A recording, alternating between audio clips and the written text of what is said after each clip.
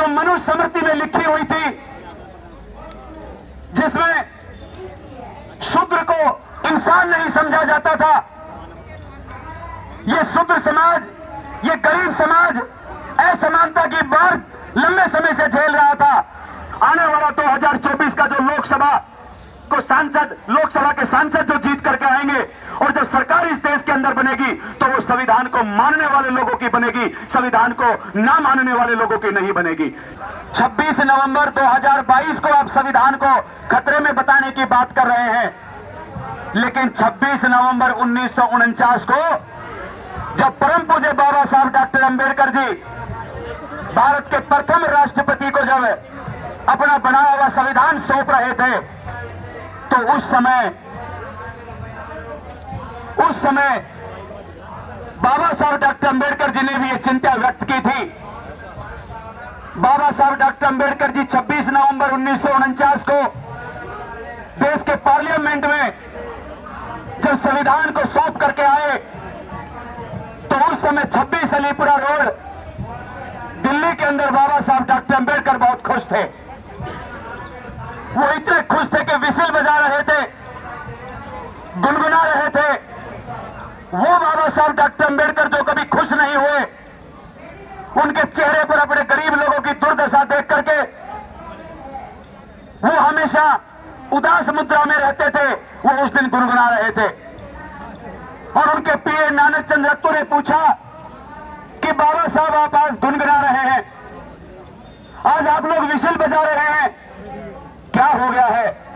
तो परम पूज्य बाबा साहब डॉक्टर अंबेडकर जी ने कहा कि आज मैंने हजारों साल की उस असमानता को, हजारों साल की उस गैर बराबरी को जो मनुष्य स्मृति में लिखी हुई थी, जिसमें शूद्र को इंसान नहीं समझा जाता था, ये शूद्र समाज, ये गरीब समाज असमानता की बात लंबे समय से झेल रहा था।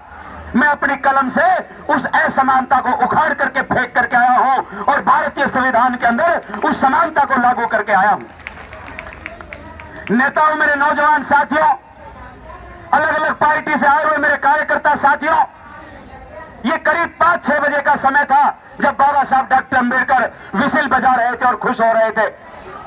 लेकिन उसी दिन रात को जब 9 बजे का समय होता है और परम पूज्य बाबा साहब डॉक्टर अंबेडकर का खाने का समय होता है और नानक चंद रत्तू जब बाबा साहब को दवाई और खाना देने के लिए बाबा साहब के कमरे में जाते हैं, तो परम पूज्य बाबा साहब डॉक्टर अंबेडकर अपनी चेयर पर बैठ करके अपनी आंख बंद करके और इतने उदास मुद्रा में थे कि उनकी आंखों से आंसू आ रहा था। वो बाबा साहब डॉक्टर अंबेडकर जो उदास तो रहे लेकिन कभी रोए नहीं, वो बाबा साहब डॉक्टर अंबेडकर जो अपने बच्चों का, उनके बच्चे जब इस दुनिया से चले गए उस समय नहीं रोए।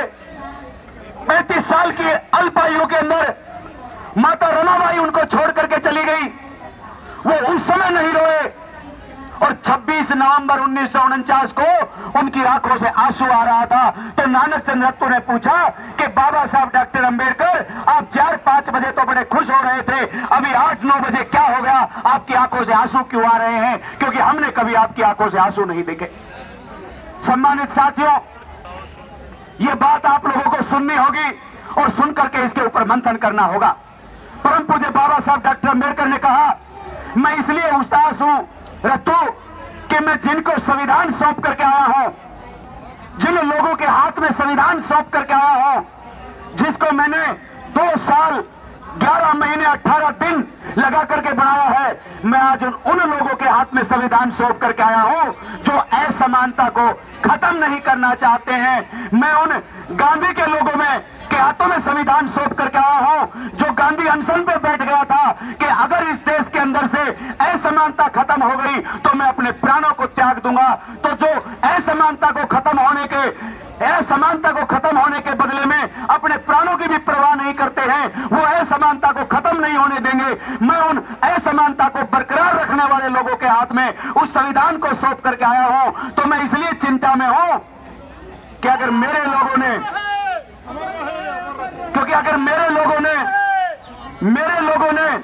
अगर ज्यादा समय तक इस संविधान को गैर बराबरी स्थापित रखने वाले लोगों के हाथ में इस संविधान को सौंप दिया तो वो इस संविधान का एक भी अक्षर लागू नहीं करेंगे।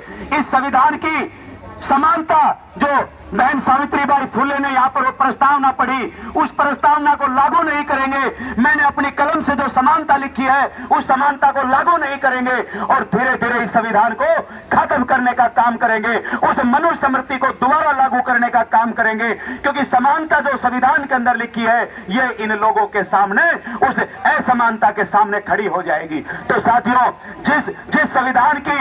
जिस संविधान को खत्म होने का डर लेकर के आज आप यहाँ पर बैठे हो, बाबा साहब डॉक्टर अंबेडकर ने तो उसको 1949 में जिस दिन संविधान को सौंपा उसी दिन बता दिया था। लेकिन ये बातें तो हर मंच से हो रही है, पूरे देश के अंदर हो रही है।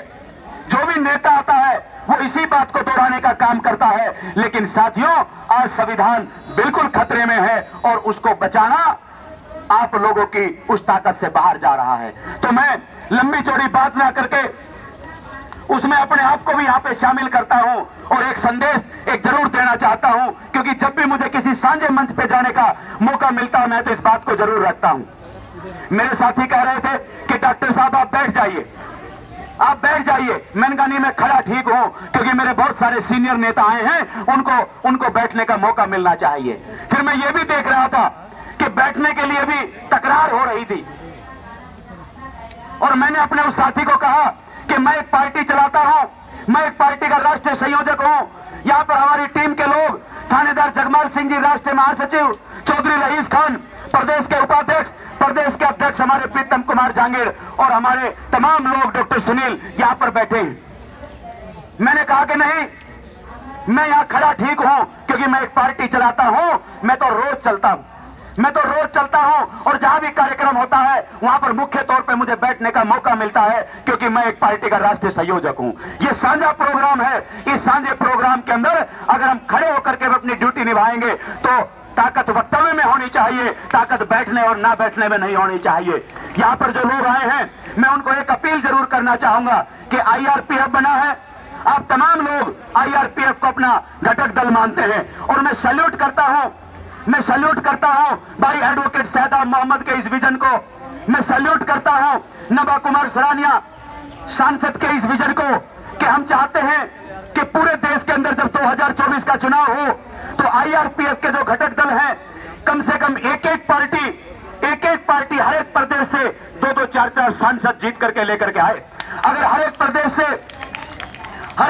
से अगर 2-2, 4-4 सांसद IRPF के घटक दल के रूप में पार्टियां जीत करके आती है तो आने वाला 2024 का जो लोकसभा के सांसद जो जीत करके आएंगे और जब सरकार इस देश के अंदर बनेगी तो वो संविधान को मानने वाले लोगों की बनेगी, संविधान को ना मानने वाले लोगों की नहीं बनेगी। सम्मानित साथियों, ये 2024 के अंदर सिर्फ IRPF के बैनर के नीचे हो सकता है, लेकिन उससे पहले मैंने कहा है कि IRPF के घटक दलों को सांसद जीतना पड़ेगा। और सांसद कैसे जीतेंगे?